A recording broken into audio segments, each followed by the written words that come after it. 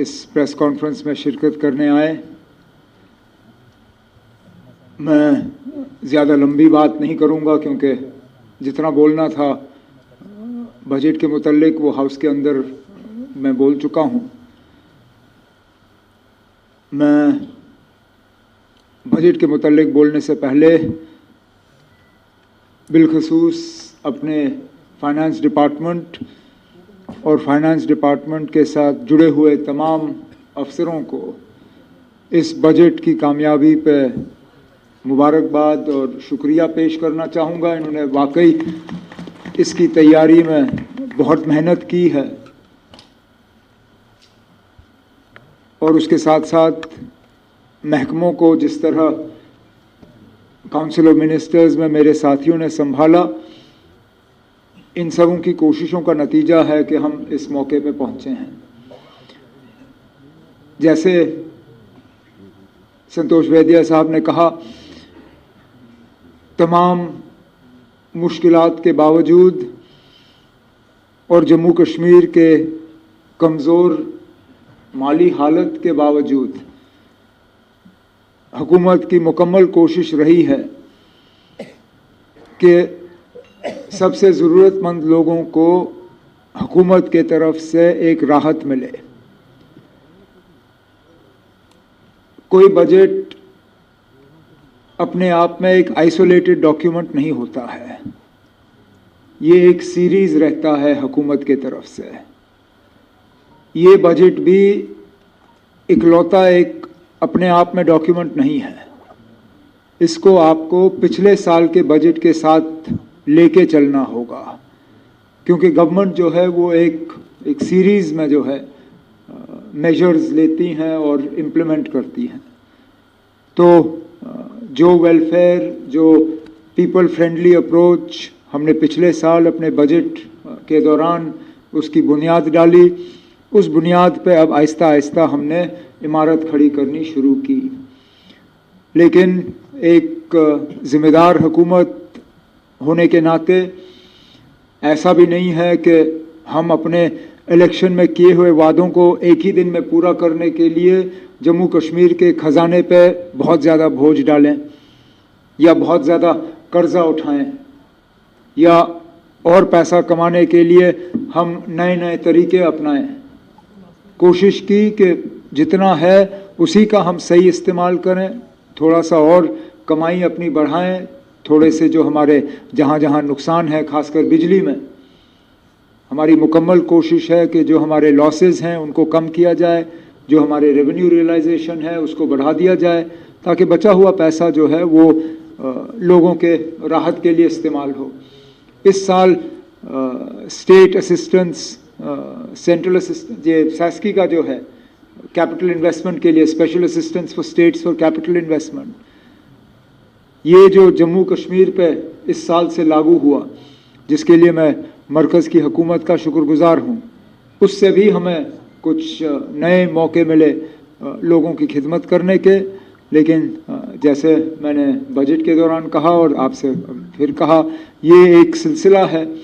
सिलसिले में पहली जो उसकी शुरुआत पिछले साल हुई उसको हमने आगे बढ़ाया और जैसे जैसे हुकूमत की कार्रवाई चलती रहेगी हम इस सिलसिले को और आगे बढ़ाएंगे।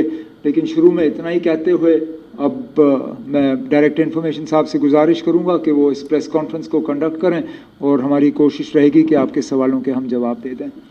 Thank you sir.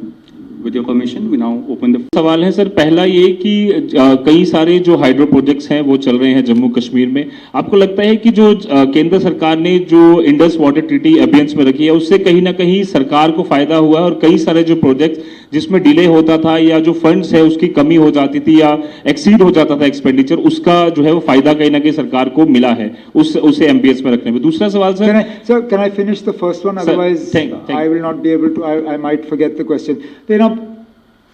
Indus water treaty का जम्मू कश्मीर को फ़ायदा मिलना चाहिए, मतलब उसके अबेंस का, लेकिन अभी तक मिला नहीं है। जिन पावर प्रोजेक्ट्स के हवाले से आपने बात की, चाहे रतले हो, कीरू हो, क्वार हो, पकलडुल हो, वो ऑनगोइंग प्रोजेक्ट्स हैं, उनके स्कोप को, उनके डिज़ाइन को, उनका वाटर होल्डिंग कैपेसिटी जो है उनमें कोई तब्दीली नहीं आएगी। तो इंडस वाटर ट्रीटी के एबियंस में रखने से इन प्रोजेक्ट्स में जनरेशन कैपेसिटी में कोई बदलाव नहीं आएगा। आगे जाके हम जो नए प्रोजेक्ट्स अगर बनाने जाएंगे उनमें अगर इंडस वाटर ट्रीटी का जो हमारे ऊपर रिस्ट्रिक्शन थे अगर वो ना रहें तो ज़रूर आगे जाके हमें फ़ायदा मिल सकता है। हाल ही में मतलब हम अब हमारी ये सोच है और ये कोशिश है, क्योंकि पावर प्रोजेक्ट्स को बनते बनते बहुत टाइम लगता है, कम अरसे में हम दो चीज़ों पे फ़ायदा फौरी तौर हासिल कर सकते हैं। एक, अगर वुलर के पास सोपोर में तुलबुल नेविगेशन बैराज बने जिससे कि जहलम में हम पानी जो है और ज़्यादा रख पाएँ, उससे दो फायदे हैं हमें। एक तो जहलम को हम नेविगेशन के लिए इस्तेमाल कर पाएंगे, वुलर को हम बचा पाएंगे, और डाउनस्ट्रीम जितने भी हमारे हाइड्रो प्रोजेक्ट्स हैं, लोअर जहलम, उड़ी 1, उड़ी 2, इनमें जनरेशन कैपेसिटी जो है हमारी बढ़ जाएगी। ये एक। और दूसरा, अगर अखनूर के पास पानी हम चिनाब से निकाल के जम्मू शहर को सप्लाई करना शुरू करें तो जम्मू में जो पानी की किल्लत रहती है उसको हम दूर कर पाएंगे। तो इंडस वाटर ट्रीटी का अभी तक पावर सेक्टर पे कोई खास असर पड़ा नहीं है।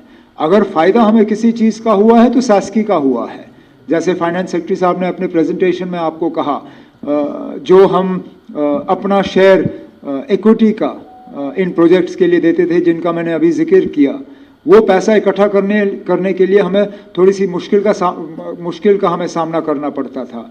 अब सास्की के तहत ये इक्विटी कंट्रीब्यूशन जो है जम्मू कश्मीर की तरफ से हम न सिर्फ वक्त पे बल्कि इस बार वक्त से आगे, इसलिए अगले साल के लिए हमने कोई प्रोविज़न रखा ही नहीं, क्योंकि अगले साल का ये इक्विटी कंट्रीब्यूशन हमने इस साल निपटा लिया है। तो अगर फ़िलहाल हमें पावर प्रोजेक्ट्स में किसी चीज़ का फ़ायदा हुआ वो सास्की का हुआ है। आगे जाके इंडस वाटर ट्रीटी का हो, ये हमारी उम्मीद है। सर, छोटा 2025 में दो बहुत बड़े मुश्किलात का हमने सामना किया। एक, बैसरन में जो हमला हुआ, हमले में कई कीमती जानें जो हैं वो चली गईं, और उस हमले ने दो मुल्कों के दरमियान एक जंग की सूरत पैदा हुई।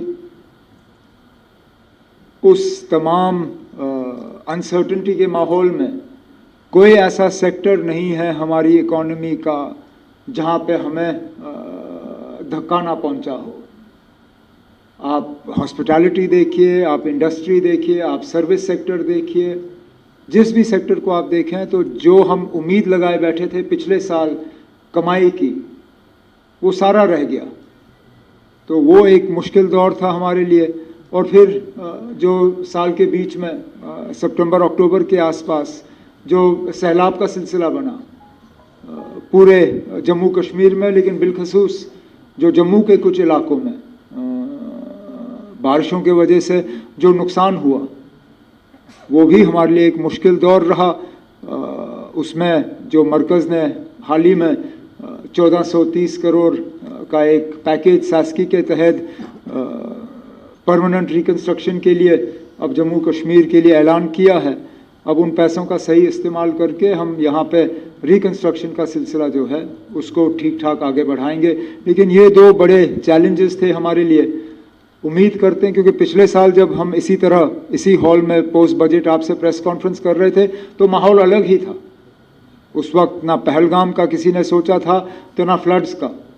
अब इस साल हमारी उम्मीद है कि ये साल अगर हमें ठीक ठाक मिल जाए तो जम्मू कश्मीर की इकॉनमी को हम एक स्टेबल और एक स्ट्रॉन्ग फुटिंग पे जो है उसको ले जाने में हम कामयाब हो जाएंगे। सर, मुझे बचपन में कुछ सिखाया ना गया हो लेकिन तमीज़ ज़रूर सिखाई गई है, और मैं बदतमीज़ी नहीं करूँगा। अगर जम्मू कश्मीर के लिए किसी ने अच्छा किया है मैं शुक्रिया करूँगा। मैं बार बार कई चीज़ों के लिए डॉक्टर मनमोहन सिंह साहब का शुक्रिया करता हूँ।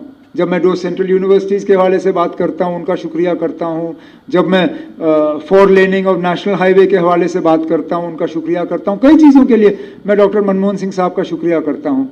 अब अगर जम्मू कश्मीर में इन दिनों सास्की का प्रोजेक्ट में सास्की का हमें मिला, तो अगर मैं वज़ीर आज़म का शुक्रिया ना करूँ तो गलत होगा। जो एडिशनल फंडिंग हमें मिलती है फाइनेंस के तरफ से, जिसमें होम डिपार्टमेंट का हमें सहयोग मिलता है गवर्नमेंट ऑफ इंडिया से, अगर मैं home minister government of India या finance minister government of India का शुक्रिया ना करूं तो ये गलत होगा। मैं ये शुक्रिया किसी के मतलब किसी को खुश करने के लिए नहीं करता हूं। मैं समझता हूं ये अच्छी तमीज़ है, किसी ने जम्मू कश्मीर के लिए अच्छा किया हो मैं उनका शुक्रिया करूं।